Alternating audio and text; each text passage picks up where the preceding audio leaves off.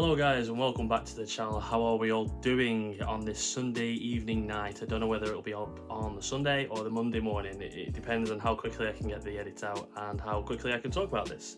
Now the game that I'm going to be talking about is the game that happened today, which was Newcastle 3, Manchester City 3, which was the oil derby, some people like to say, but it was another great advert for Premier League. I mean, top teams aren't doing that well. The teams that are lower down are doing a lot better than people would have thought. Shocks are happening every week.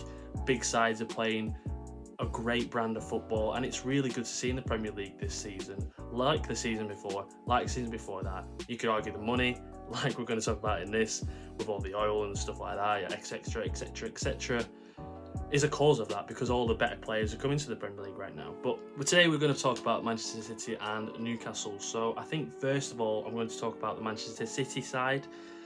It goes without saying that Haaland is an absolute freak, and even if he doesn't have his best game, he looks like one of the better players on the pitch. The pace that he has, I hope he keeps that for the rest of his career essentially. I know it might not happen, but the way he stretches the play and the way that him and De Bruyne link up is unreal after 2 games alone. And even when he's having a sort of poor game like today, maybe you could argue, he's still so lethal in the box, and he's got 3 and 3, and he hasn't really gone into second gear. It feels like he's just a born goal scorer. He might not be like the type of Thierry Henry, he looks good while doing it, but the way he's so lean and so strong and so lethal, it's almost like he's been made in a lab. And there's so many superlatives that I could say about this City side. And the De Bruyne pass for the silver goal, only he could see it on the pitch and on the screen looking onto the pitch, never mind while you're there in the moment. I mean, again, De Bruyne, he's a Premier League classic player, isn't he? There's no more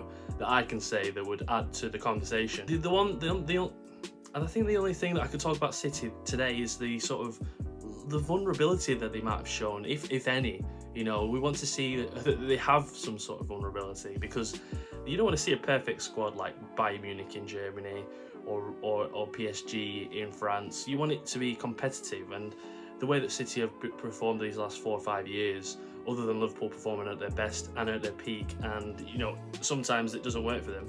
You don't want it to become a one-team league, and Stones and Ake or Diaz, when he's not fit, they look sort of poor at the back, sort of gives other teams hope. And I mean, the way Newcastle played today, Eddie Howe with his gung-ho approach is a key tactic that other teams could see and use potentially in future games. Now we're going to go on to Newcastle. Now, I feel like one of the biggest stories about this is Newcastle's first goal, and it feels like history is, you know, when Grealish mentioned Almiron in that video when he was a bit drunk, it almost seems like it was perfect for him to score the first goal today. I know that VAR sort of stopped it initially and whatnot, but it was class to see that how everything can go in a circle. I like to say this to people. I'm a big fan of history repeating itself and storylines having a conclusion, and I feel like this is the real conclusion to the storyline between them.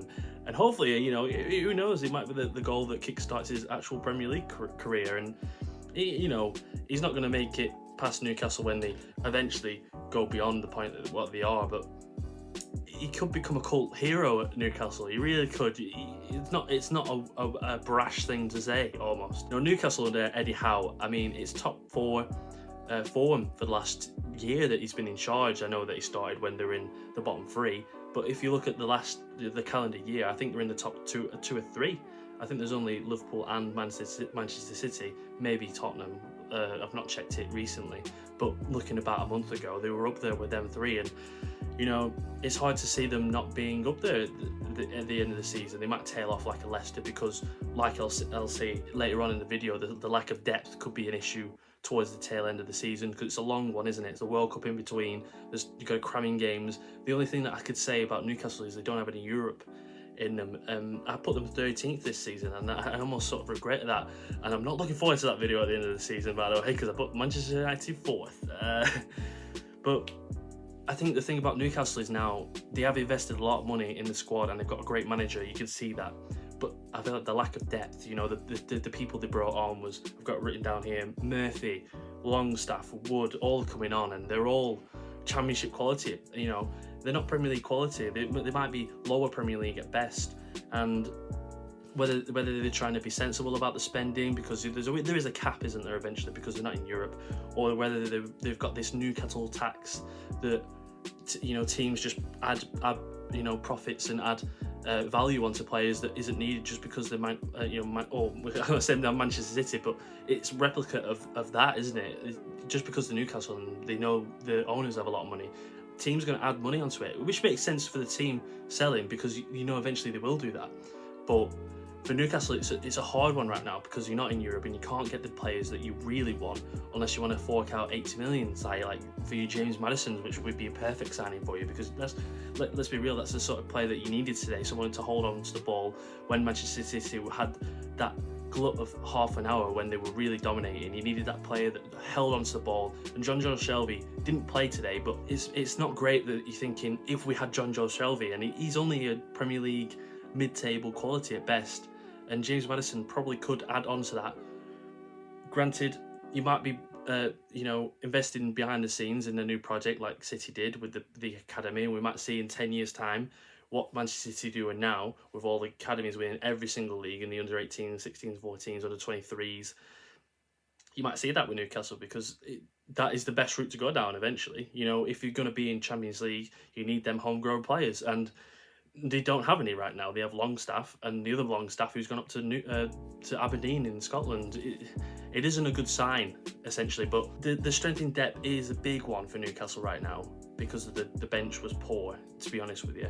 But it does feel like it's going in the right direction, and I think the question I have really is, how far can Newcastle go this season? How far can they actually go in terms of the league, or would they prioritise a cup?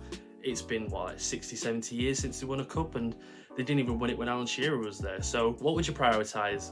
What would be the sort of how far you could go? And I want to know in the comments, like, where do you predict Newcastle this season? Because they've even surprised, I think they surprised everyone with how good they're going to be. I think last season they thought, they had their new manager bounce, and that, and points come with that, but with Eddie Howe, he's got a point to prove as well, and he's showing that he's a capable manager in the Premier League, and potentially could even be once he leaves Newcastle eventually, he could go onto an even bigger side, in terms of trophies. You're not going to get a bigger side in the north of England either than Newcastle, but for him, this is about getting his reputation back, which wasn't really dented in the first place. He did an amazing job at Bournemouth. And for City, is this a good point? Because everybody's losing points this season. Look at Chelsea today. They lost 3-0 to Leeds. They look really poor. Liverpool haven't started. They've not started well. Man United are in the bottom 3. Arsenal are doing well, but it's only after 3 games. Tottenham were top of the league after 3 games last season, and we're under Nuno. Away at Newcastle, you were 3-1 down under the circumstances. It was a great point for you. But inevitably, it was a good point.